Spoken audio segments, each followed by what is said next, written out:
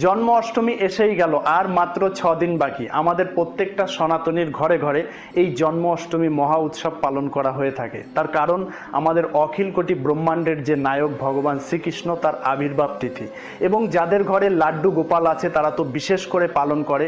এবং আজকের আলোচনা আমাদের যাদের লাড্ডু গোপাল রয়েছে তাদের যে সেবা পদ্ধতি, কিভাবে কি সেবা পদ্ধতি, এই মূলত বিষয় নিয়ে আমাদের আজকে আলোচনা।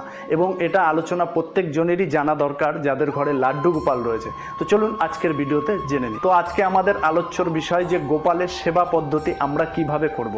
আমরা অনেকেই না জেনে অনেকেই দেখি যে গোপাল নিয়ে যায় বিভিন্ন জায়গায়, বৃন্দাবন আদি বিভিন্ন জায়গায় ঘুরতে নিয়ে যায়। তখন তার সঙ্গে সঙ্গে আমরাও না জেনে হয়তো সেবার পদ্ধতি বিশেষ কিছু না জেনে আমরাও গোপালকে সাজিয়ে গুজিয়ে নিয়ে যাই ঘুরতে। এবার আমরা যে বিভিন্ন জায়গা যেমন কোনো সেবা আদি পদ্ধতি না জেনে বিভিন্ন খাওয়া দাওয়া হাতে ধরা, খাওয়ার টেবিলে রাখা, এরকম বিভিন্ন করে থাকি। এমনকি আমরা বিভিন্ন জায়গায় স্নান করে প্রদর্শনী করছি, বিভিন্ন খাওয়াচ্ছি, সেইভাবে দেখাচ্ছি। আপনারা কি আপনাদের যে প্রিয় পুত্রদের আপনারা এইভাবে পারবেন? আপনারা খাওয়াচ্ছেন, সেটা লোকে এইভাবে ভিডিও করে দেখাতে পারবেন? সেটা কি করবেন? না না, এটা এইসব ভিডিও তোলে নাকি? স্নান করা ফটো সেইভাবে কি আপনারা দেখাতে পারবেন? এটা হলো গোপাল আপনার পুত্র রূপে, স্বয়ং পুত্র। এবং শুধু পুত্রই না, যখন আমাদের ভগবান শ্রীকৃষ্ণর আবির্ভাব হয় তখন বাসুদেব এবং দেবকীর গর্ভে যখন আবির্ভাব হওয়ার পূর্বে স্বয়ং নারায়ণ চতুর্ভুজ রূপে এসে দর্শন দেয়। তো তখন দেবকী এবং বাসুদেবের অনুরোধে তখন ছোট্ট শিশু রূপে সেখানে আবির্ভাব হয়। তা এটাই তাদের পিতা মাতাকে দেখায় যে আমি কিন্তু শুধু বাচ্চা শিশুই নই, আমি কিন্তু স্বয়ং সম্পূর্ণ ব্রহ্মাণ্ডের মালিক ভগবান। তো এটাও আমাদের প্রত্যেকজনের জানা উচিত যে গোপাল শুধু কিন্তু বালকই নয়, সে সমস্ত ব্রহ্মাণ্ডের বাপ। এর জন্য আমাদের এটা বোঝা উচিত যে গোপাল সেবা করতে গেলে আমাদের কিন্তু এরকম 32টা সেবা অপরাধ রয়েছে।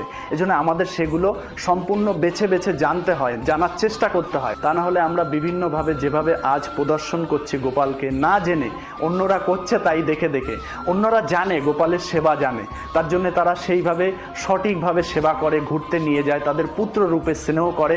এবং তারা ভয়ও পায় যে তিনি হলো স্বয়ং সম্পূর্ণ ভগবান, তার যদি কোনো ত্রুটি হয় তাহলে কিন্তু আমাদের আর রক্ষা নেই, এটা তাদের ভয় আছে। তাই পুত্র এবং ভগবান সেটা আমাদেরও জানতে হবে। কেননা আমরা যে ঘরে বসে যেভাবে গোপালের সেবা করি, যারা না জানে গোপালকে তো সেইভাবে রেখে দেয়। এই জন্ম অষ্টমীর দিন যেভাবে গোপাল ধুলোবালি পড়ে, যেভাবে এই জন্ম অষ্টমীতে বেশ ঘষে মেজে পরিষ্কার, এরকম না, তিনি হলো স্বয়ং ভগবান। তার এমন কিছু আমরা যদি সেবা অপরাধ করি সেখানে কিন্তু তিনি বিরাজ করবেন না, চলে যাবেন। আর তার চলে যাওয়াতে অন্য অন্য যারা দেবদেবী, বিশেষ করে শনিদেব, তার দৃষ্টি কিন্তু আপনাদের প্রতি পড়বে।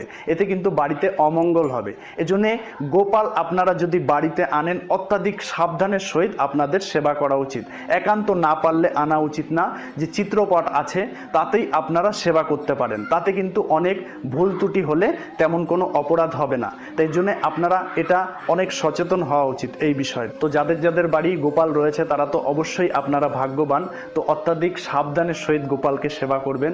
শুধু গোপাল আপনার সন্তানই নয়, ভাববেন স্বয়ং সম্পূর্ণ ভগবান।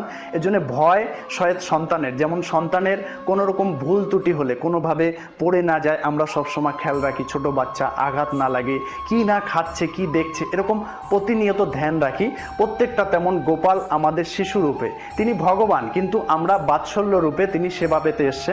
এজন্য আমরা প্রতিনিয়ত তাকে প্রতিদিন আমাদের সন্তানের মতো নিত্য স্নান আদি করা, নিত্য সাজানো, বিভিন্ন রকম, অন্তত গোপালের যেমন মা যশোদা 8 বার সেবা আদি করতো, তা আমরা 8 বার না হয় অন্তত 3 বার, সকাল দুপুরে রাতে, এইভাবে সেবার দিক ধ্যান রাখি। তো আপনারা সেবার দিকে অত্যাধিক সচেতন হবেন। আর যারা এতদিন ভুল করেছেন ভগবানের কাছে ক্ষমা চাইবেন।